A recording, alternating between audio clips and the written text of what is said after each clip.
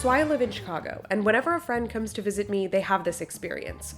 We go out to a bar to celebrate the fact that they're visiting me in this beautiful city that I call home, and I'm a gracious host, so of course I'm going to buy them a drink. But it's not going to be just any drink. It's going to be a shot of this Chicago liquor called Jeppson's Malört. And I'm not going to buy them a shot because I think they're going to like it. In fact, I'm pretty sure that the opposite is going to be true.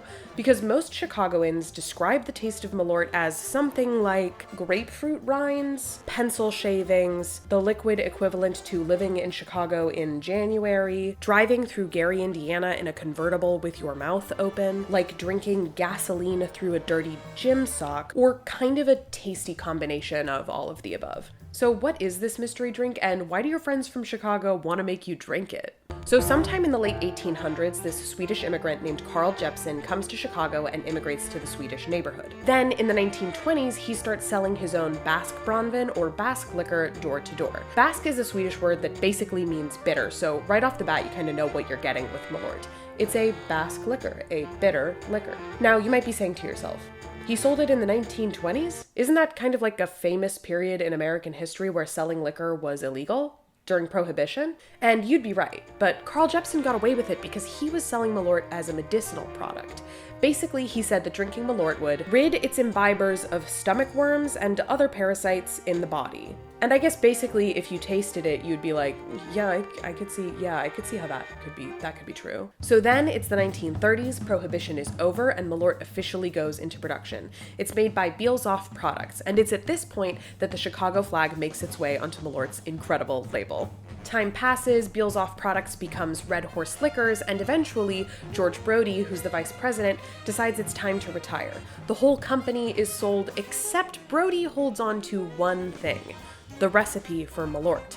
And it's at this point that he forms the Carl Jeppson Company and starts a 40-year hobby of marketing and selling this singular liquor. He partners with a distillery called Marsal Distillery, which produces Malört in Chicago, and they go into business. And then in 1986, Marsal Distillery actually shuts down. For the first time in its history, the production of Malört is moved out of the city of Chicago and out of Illinois. And then about 10 years later, in 1999, George Brody, the champion of Malört, dies. And he leaves the Carl Jeppson Company and all of its operations to his legal secretary, Patricia Goblik. So this is kind of a dark period for Malört. It wasn't popular in the cult way like it is today, it wasn't selling very well, it wasn't being produced in Chicago, and the Carl Jeppson Company had one singular employee and all of its operations were happening out of her apartment. So how did we get from there to where we are today? I don't know how much you know about Chicago, but we're famous for a couple things, although most of them are food related. 4 fried chickens and a Coke.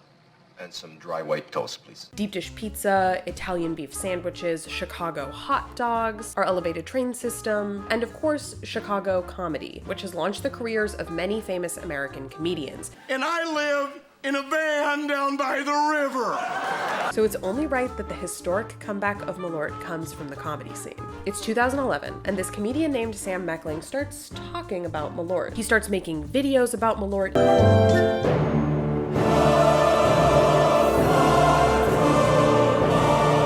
T-shirts about Malört. Eventually, he even looks up to see what the social media handles of Malört are, and remember, at this point, the Carl Jeppson Company is still being run by one person out of her apartment, so of course there aren't any.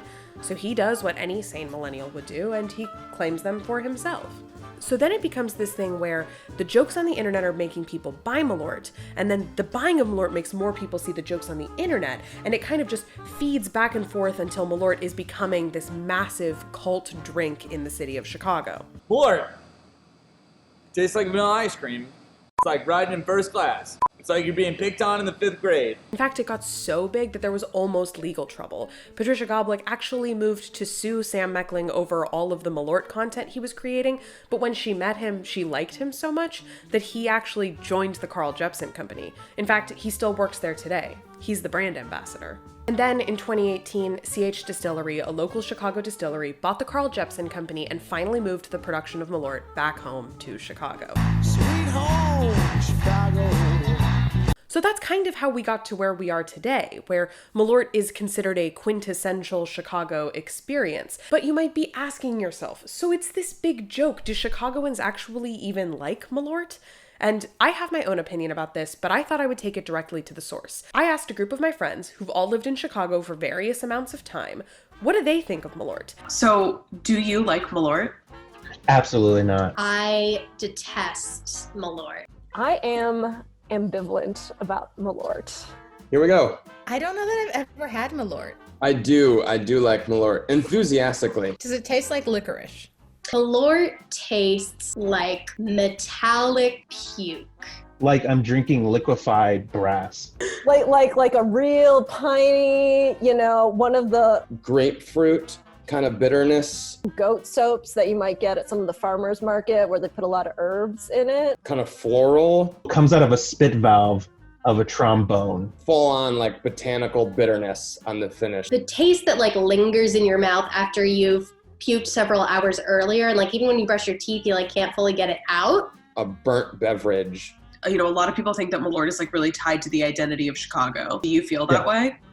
Yeah, I think so. Yes. It feels very much like, it's like an initiation process. All of my friends grew up here. Like, we didn't hazy. Like, this isn't a thing that we do. I don't know. Or maybe it's like not a black thing or not a South Side thing. Although I've like heard black actors talk about it.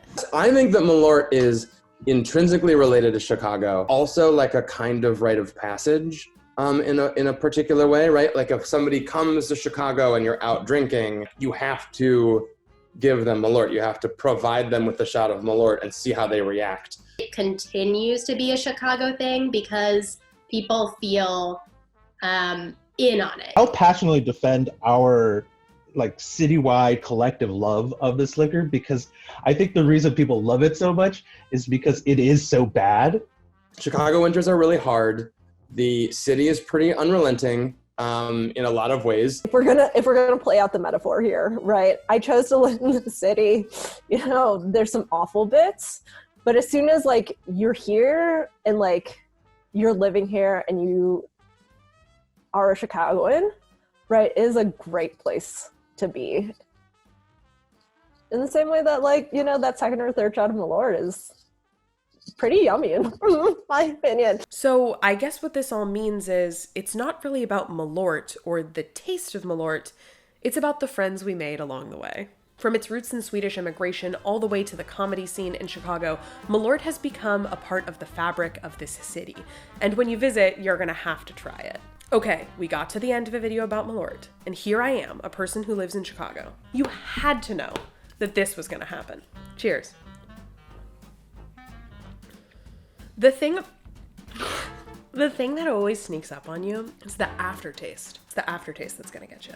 If you want to learn more about where to travel and all of the fun things to do, eat, and drink when you get there, head over to brighttrip.com for travel and skill-based courses to help you become a jet setter.